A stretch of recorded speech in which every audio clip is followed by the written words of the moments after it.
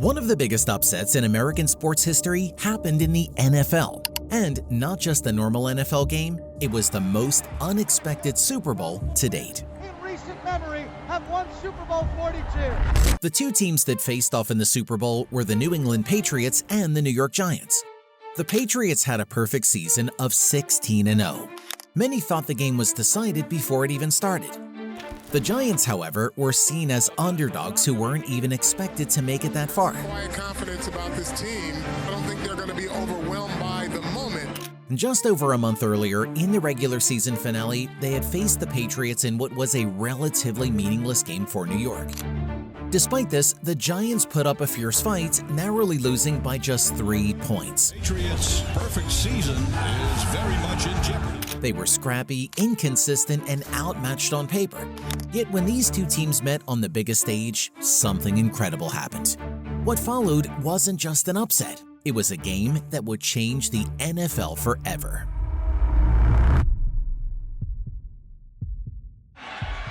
It was unbelievable how good the 2007 to 2008 Patriots were. And not only were they organized, but they were also dominant. Led by Tom Brady and head coach Bill Belichick, they turned most games into decisive victories. For a Patriots touchdown. Brady's partnership with wide receiver Randy Moss was like magic, resulting in a record-breaking 50 touchdown passes for Brady and 23 touchdown receptions for Moss. That's Randy Moss for 6 more. Week after week, the Patriots crushed their opponents, leaving little doubt they were the best team in the league. Randy Moss, and they each have set NFL records on the go-ahead touchdown. Their perfect regular season record was something only one other team had accomplished, the 1972 Miami Dolphins. But unlike the Dolphins, the Patriots were playing in an era with more games, tougher competition, and higher stakes. As they won their playoff games, fans and analysts alike were sure the Super Bowl was a formality. The Patriots were double-digit favorites against the Giants, a team they'd already beaten in the final game of the regular season. 10-5, touchdown, Patriots. Everything pointed to a perfect ending for the Patriots. Brady would lift the Lombardi Trophy, Moss would solidify his legacy, and Belichick would be held as the greatest coach of all time. But only if it were so simple. Third sack of Brady. But the Giants weren't going to roll over. Their season was the complete opposite of the Patriots. After starting the year with 2 straight losses, it looked like they wouldn't even make the playoffs. Their quarterback Eli Manning was under constant fire and backlash. That he can step up, make a strong statement, and have people believe that he's coming. Critics said he was inconsistent and lacked the leadership needed to win big games. Head coach Tom Coughlin wasn't spared either, with many questioning if he was the right man for the team. Yet, something clicked mid-season. The Giants found their identity as a tough, scrappy team that thrived under pressure. Their defense, led by Michael Strahan and Justin Tuck, started working really well together.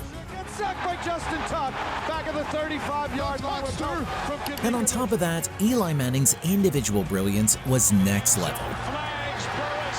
They entered the playoffs as a wildcard team with little to lose and everything to prove. The lowest NFC wildcard team ever to make it to a Super Bowl. Every game they played felt as if it were their last.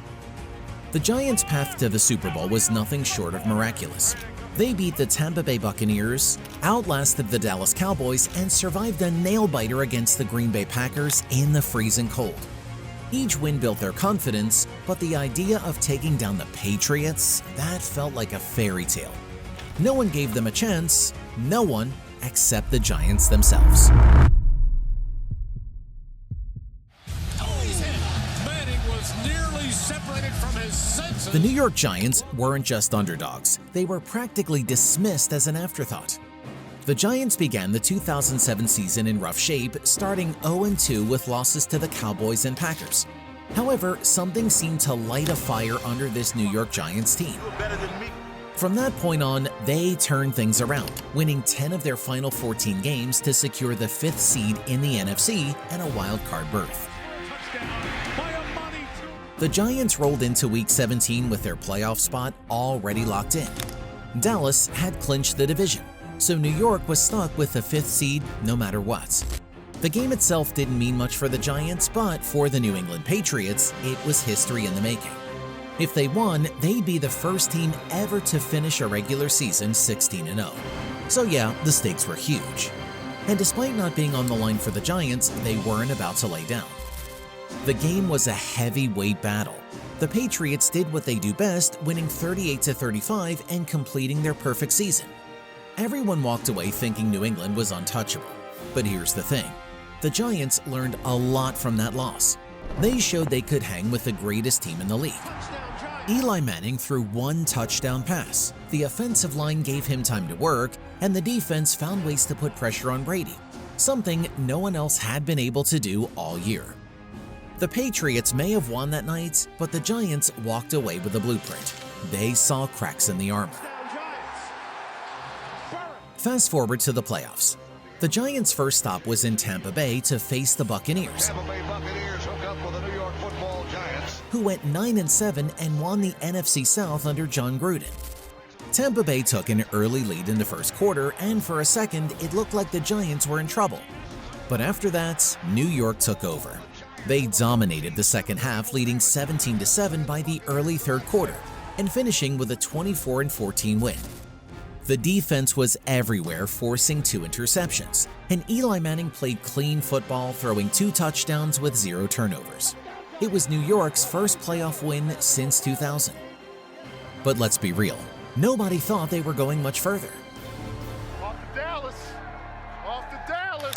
Next up, a divisional round matchup against their NFC East rivals, the Dallas Cowboys. 82nd time these two teams will meet in their history. Dallas wasn't just the #1 seed in the NFC. They were amongst the Super Bowl favorites with 6-1 odds to win it all. On top of that, no first-seeded team had ever lost a divisional game at home. Oh, and by the way, the Cowboys had already beaten the Giants twice during the regular season. So yeah, no one gave New York a chance. But this team just kept finding ways to stay alive. Early in the game, Eli Manning hit Amani Toomer for a huge play down the sideline. No penalties, no whistles, just Toomer staying on his feet and picking up massive yardage. The Giants weren't playing scared, and they were making big plays when it mattered. The Cowboys might have been the top seed, but the Giants didn't care. They were out to prove everyone wrong, and they were just getting started. The Giants have knocked off the #1 seed in the NFC. And Manning throws his third pick-6 of the game. Eli Manning was perhaps the most scrutinized player heading into Super Bowl 42. Critics had long labeled him inconsistent, the kind of quarterback who crumbled under pressure. Throw intercepted. Even in the playoffs, his performances had been steady but not spectacular. But for those who watched closely, it was clear that something had changed in Eli. During the playoffs, he began showing signs of the composure and leadership his older brother Peyton was famous for. In the NFC Championship game against Green Bay, Manning didn't throw a single interception despite the brutal cold and the Packers' aggressive defense. That performance silenced some doubters, but heading into the Super Bowl, most analysts still believed Brady would outshine him on the big stage. Manning wasn't looking to prove anyone wrong, he was focused on proving to his teammates that he could deliver when it mattered most. And the New York Giants are going to Super Bowl 42. While much of the spotlight was on Manning and the offense, it was the Giants' defense that gave them a real shot at taking down the Patriots. What a great job by Justin. Defensive coordinator Steve Spagnuolo had spent weeks studying the Patriots' offense, crafting a game plan built around relentless pressure. The Giants' pass rush, led by Michael Strahan, Justin Tuck, and Osi Umenyiora, had been their biggest weapon all season. Spagnuolo's strategy was simple but bold: hit Brady hard and often. The Patriots' offensive line had been rock solid throughout the season, but the Giants believed they could find cracks. By rotating their defensive linemen and using creative blitz packages, they aimed to disrupt Brady's timing and force him into mistakes. If the defense could execute, they knew they had a chance to make history. As Super Bowl week unfolded, all eyes were on the Patriots' pursuit of perfection. Brady, Moss, and Belichick were showered with praise while the Giants were largely ignored. But within the Giants camp, the mood was confident. Players like Michael Strahan embraced the underdog role, using it as fuel to motivate the team. Strahan's pregame speech began a rallying cry, "Let's go out there and make them remember forever who the Giants are." The Patriots, meanwhile, approached the game with their usual cold precision. Belichick kept his players focused, warning them not to underestimate the Giants despite their heavy favorite status. For Brady, this was more than just a chance at a Super Bowl ring. It was an opportunity to cement his legacy as the greatest quarterback of all time. Brady rifles a 6-yard touchdown pass. As the team stepped onto the field, the Patriots carried the weight of history, and the Giants carried the burden of being forgotten. What followed was a battle that no one could have imagined. The wait is almost over. The opening moments of Super Bowl 42 felt like the calm before a storm. For the first time all season, the New England Patriots looked human. The New York Giants weren't intimidated, and their defense was relentless. With every snap, it became clear that this wouldn't be the blowout most had expected. But what really set the tone for the game was the Giants' first drive, a methodical statement that they were here to fight. As the minutes ticked by, the tension grew and everyone knew that they were about to witness something truly unforgettable. There's no quit in this team. There's no die in this team. The Giants won the coin toss and chose to receive the ball, a confident move from Tom Coughlin and trusting his offense. From the first snap, it was clear that the Giants wanted to control the game. Their strategy was methodical: run the ball, drain the clock, and keep Tom Brady off the field for as long as possible. Eli Manning led the offense with a calm confidence, mixing short passes with effective runs by Brandon Jacobs and Ahmad Bradshaw. The Giants' offensive line held firm, giving Manning the protection he needed against the Patriots' defense that was built to pressure quarterbacks.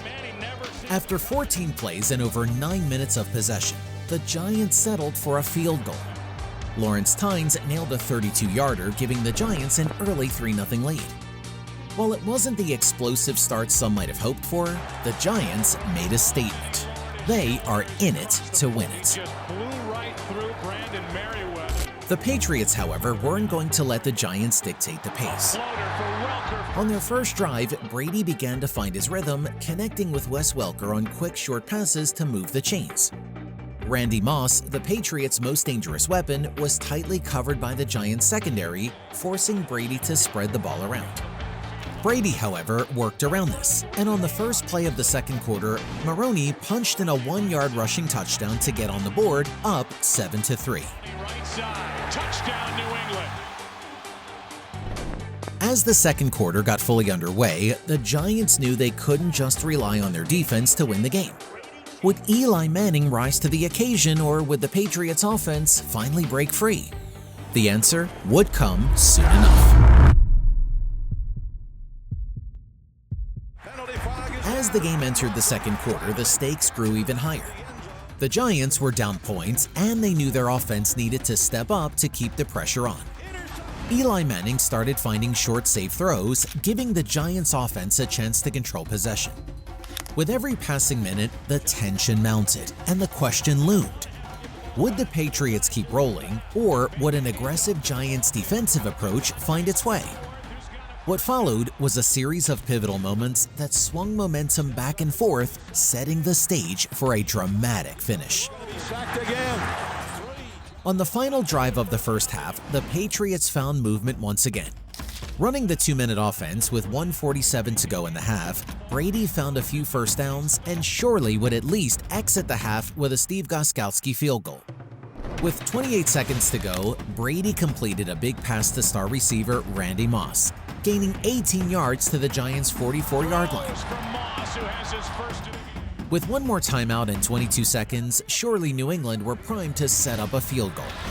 On the next play, however, Justin Tuck laid a big hit on Brady, forcing a massive fumble recovery by Osi Umenyiora. The Giants retained the ball, but with lack of time to score, they contently went to halftime, maintaining a 7-3 score. Let's see if Tom Brady can do it one more time. As the first half came to a close, the score remained 7-3 in favor of the Patriots.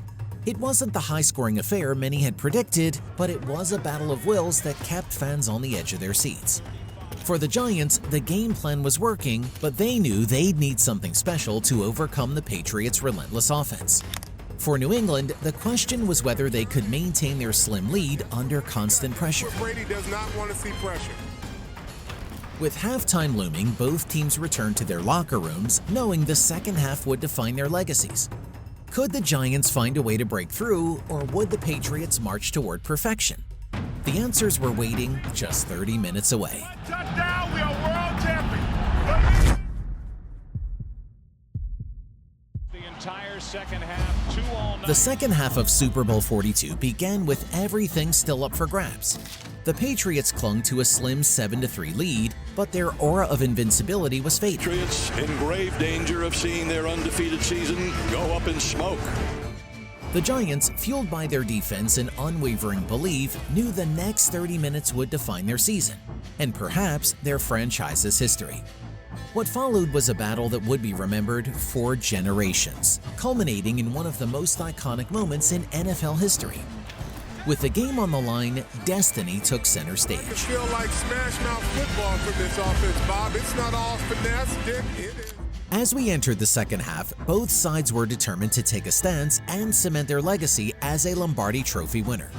The Patriots received the ball and quickly began to mount a long drive towards another score. However, at a crucial 4th and 13 on the Giants' 31-yard line, the Patriots would decide to go for it. And the Giants would benefit as Tom Brady would throw incomplete to Jabbar Gaffney. The quarter continued on. As this drive left us over halfway into the quarter already, both offenses ultimately failed, resulting in back-to-back punts to find ourselves into the final quarter. Would the Giants finally make their mark, or would the Patriots hold on to history? The New England Patriots trying to rewrite history. Forward progress to the 45-yard line. As we began the fourth quarter, the Giants finally appeared to be moving the football. On the first play of the drive, Eli Manning ignited a flame in the form of a 45-yard first down pass to Kevin Boss, all the way down to the Patriots' 35-yard line. This became a massive momentum shift, and the Giants had it all. As the drive went on, the Giants powered their way down to the Patriots' 5-yard line. And surely enough, we would have a sneak preview of the legacy that became David Tyree tonight, as he would catch a 5-yard touchdown pass to put New York up 10-7. However, Tom Brady wasn't about to let the game slip away. On the ensuing drive, he orchestrated a masterful series of plays, relying on Wes Welker's quick routes and Randy Moss's ability to stretch the field.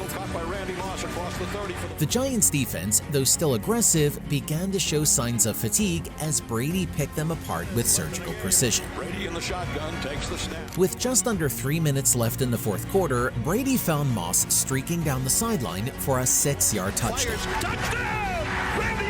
The Patriots were back on top 14-10, and their fans roared in celebration. Perfection was within reach again, but the Giants still had one more chance. Can Eli Manning do it? This is what every quarterback lives for. Trailing 14-10 with 2:39 left on the clock, Eli Manning and the Giants offense took the field for what would become one of the most famous drives in NFL history. On a critical 3rd and 5 with New York's hopes hanging by a thread, Manning escaped what seemed like a certain sack. Under pressure, avoids the rush, and he's gonna fight out of it. Dodging multiple defenders before launching a desperation pass downfield. The ball soared toward David Tyree, who leapt into the air and made a miraculous catch against his helmets while being tightly covered by Rodney Harrison. That's a great catch by David Tyree. The play, later dubbed the helmet catch, was a moment of pure magic that kept the Giants alive and shifted the momentum back in their favor. And a timeout taken. What a Super Bowl this has been. Can the Giants do it? The Giants continued to march downfield, their confidence growing with each play. Manning found Steve Smith for a key first down, moving the ball to the Patriots' 13-yard line. With just 35 seconds remaining, Manning floated a perfect pass to Plaxico Burress into the corner of the end zone. Burress, left wide open after a defensive miscommunication, hauled in the game-winning touchdown. The Giants now led 17-14, and the Patriots had just seconds to respond. Perfect season is only 35 seconds away from ending. With time running out, Brady attempted one last drive to save the Patriots' perfect season. But the Giants' defense, as it had all night, refused to back down. Justin Tuck and Michael Strahan pressured Brady on nearly every snap, forcing hurried throws and disrupting the Patriots' rhythm. As the clock hit 0, Brady's final Hail Mary fell incomplete, sealing the Giants' victory. The New York Giants have knocked off the New England Patriots with the most improbable win in recent memory.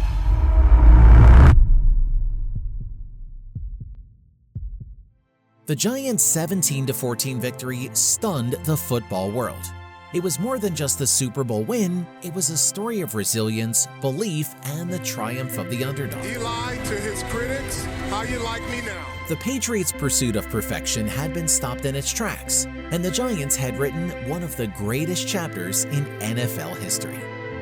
For Tom Brady and Bill Belichick, the loss was a bitter pill to swallow, one that still resonates in NFL history.